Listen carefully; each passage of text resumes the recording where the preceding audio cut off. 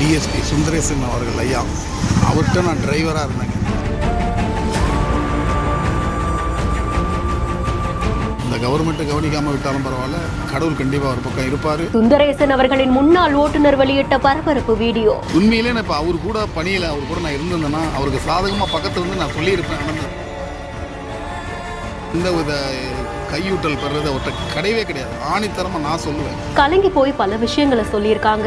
அவரை கொண்டு வந்து பிக் பாஸில் கொடுத்தா கூட அங்கேயும் சாதிக்கிறவர். அந்த அளவுக்கு திறமையானவர், நேர்மையானவர், உண்மையானவர் அப்படின்னு சொன்னால் ஆய்வாளர் சுந்தரேசன் ஐயா அவர்கள் தான். ஒரு நேர்மையா அதிகாரி நான் எப்படி வேலை செஞ்சேன்னு எல்லாருக்கும் சிம்ம சொப்பனம் சார். நான் வேலை அந்த அளவுக்கு ஸ்ட்ரிக்டா வேலை செய்வேன் போலீஸ் ஆபீசரா. சென்னையை சேர்ந்த காவல்துறை ஓட்டுநரா பணி செய்யக்கூடியவர் ஒரு வீடியோ ஒன்றை வெளியிட்டிருக்கார். இந்த வீடியோல சுந்தரேசன் அவர்கள் எப்படிப்பட்டவங்களா இருந்தாங்க அப்படின்ற மாதிரி பல விஷயங்களையும் தெரிவிச்சிருக்காங்க. நான் கிண்டி காவல் நிலையத்திலிருந்து கான்ஸ்டபிள் செல்வம்னு பேசுகிறேன்.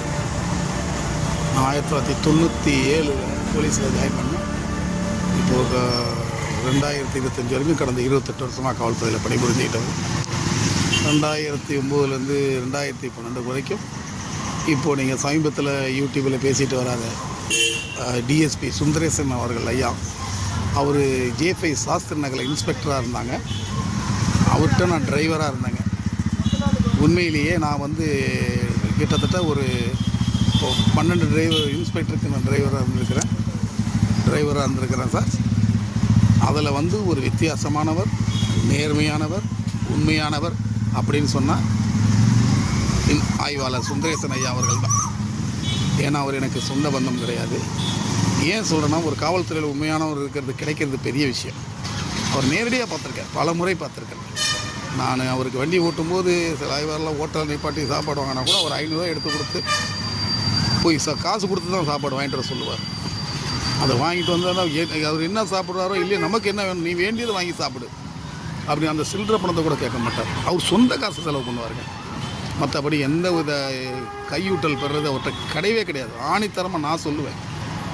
இடையில கூட அங்கே பிரித்திபா காவேரின்னு ஒரு கப்பல் தர தட்டுனுச்சு.